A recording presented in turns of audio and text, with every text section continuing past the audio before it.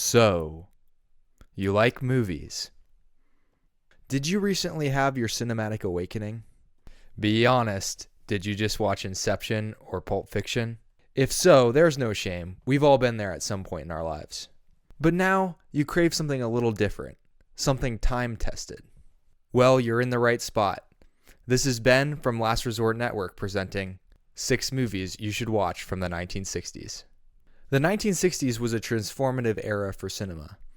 Masters of the craft like Alfred Hitchcock and Stanley Kubrick made some of their most well-known films. The Hays Code came crashing down, and films like Bonnie and Clyde and Midnight Cowboy created a seismic shift in the Hollywood landscape.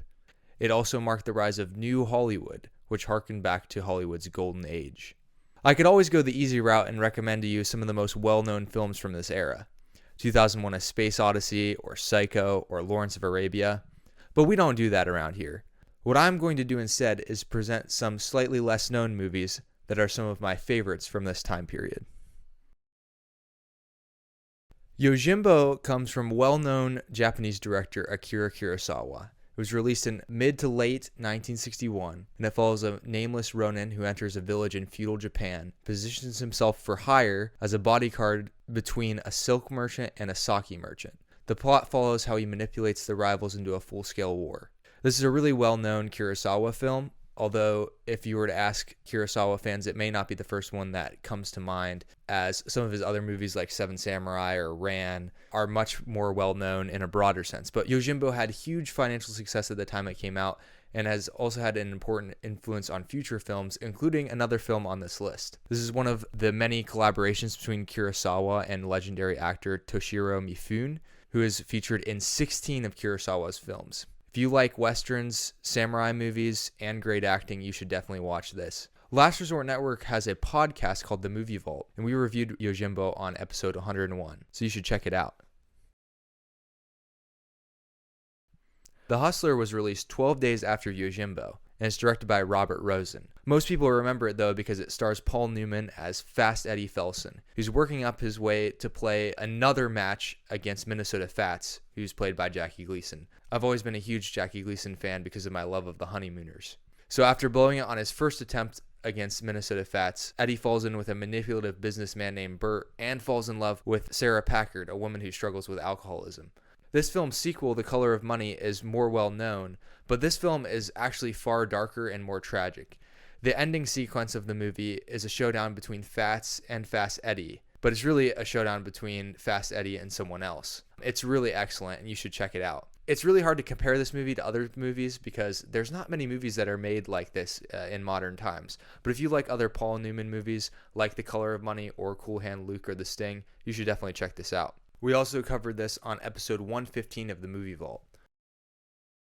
Cleo from 5 to 7 came out in 1962, and it's directed by famous French New Wave and Left Bank director Agnès Varda. And the plot is kind of hard to summarize because it's just a day in the life story about a selfish pop singer who's awaiting biopsy results. I could tell you more, but it might give away more of the film than you want. It's one of those quintessential French New Wave movies. Agnès Varda was part of the Left Bank movement, which is a progressive group of filmmakers with a background in documentary film style. That definitely comes out when you're watching this movie. It's much different than the narrative-driven movies from the golden age of Hollywood. Like many New Wave films, the movie focused more on a day in the life of a character and events which occurred as opposed to a structured arc. This is where the documentary background of the filmmakers is apparent. You should watch this movie if you like films like Lady Bird, Nomadland, or mid-90s. Sort of that looser feel. You may not like this kind of movie if you're a big fan of the mockumentary film style, films like The Big Short or District 9. It really isn't anything like that. It's definitely worth your time, though, and it's an important piece of history. Sergio Leone really came onto the scene in the mid to late 60s with his Man with No Name trilogy. I'm highlighting the first movie, A Fistful of Dollars, which also happens to be a direct ripoff of Yojimbo. Now, I think this is the correct way to do a ripoff, as he completely does it in a different setting and in a new style. So I'm not sure what Kurosawa actually ever thought of Leone's stealing of his work. I don't think there was express permission given, but the result was pretty awesome. So it's this Italian spaghetti western that stars Clint Eastwood as a man who walks into a small town and positions himself between the Rojo brothers and the corrupt sheriff John Baxter. In the midst of his adventures, the man tries to help a hostage of the Rojo brothers, a woman named Mirasol, and the end standoff is absolutely amazing. Get 3 coffins ready. Such a great line. Also, Morricone's soundtrack is simply incredible. This whole trilogy is worth watching, but my personal favorite, well, it's a toss-up. But today, my personal favorite is A Fistful of Dollars. It's just a simple story, and it builds up to a really good climax. It's also done in a very efficient hour and a half. Definitely watch this movie if you like Yojimbo, and if you like Italian spaghetti westerns. For a more full review of A Fistful of Dollars, check out episode 87 of the Movie Vault.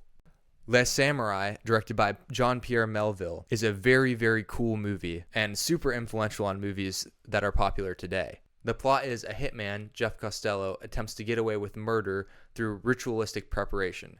However, when he starts to be suspected, he switches from predator to prey. This movie really exemplifies cool, and it was a clear inspiration to the movie Drive, starring Ryan Gosling. This was also a later French New Wave movie, but still in the movement, and Melville was an important director in France during this era. You should definitely watch this movie if you like that sort of anti-hero Sigma male movie that's gained a lot of popularity now. Movies like Drive, A Place Beyond the Pines, Only God Forgives, or Taxi Driver. If you like neo-noir movies like Chinatown, Serpico, or Inherent Vice, this will also be right up your alley. Particularly, I really like Alain Delon's performance as Jeff. It's really magnificent. Les Samouraï is featured on episode 110 of the Movie Vault. The final film on this list is another French movie. This one is by Jacques Tati, who is a very interesting filmmaker, and I find him fascinating because of the way he structures his movies and decides to do things. I think he could be an inspiration on someone like Wes Anderson. I see it there. I don't know for sure that that's true, but nonetheless, if you like Wes Anderson, you'll probably like Jacques Tati. Notably, this film was a commercial disaster, but like many of that kind, it's now revered as a classic. The film is a satire and it doesn't have a traditional plot, but follows 6 sequences: the airport, the offices, the trade expositions, the apartments, the royal garden, and the carousel of cars. This is a very heavily stylized movie, and it's satirizing materialism, which still hits pretty hard in today's day and age. So if you want to try something that's a little out of your comfort zone or a little unique, definitely check this out. So that's 6 of the movies that I recommend from the 1960s. Obviously, there's many more that could be recommended, and you should recommend me some, so leave a comment of your favorite movies from the 1960s, and we'll see whether I agree or disagree, or if I haven't seen the movie yet.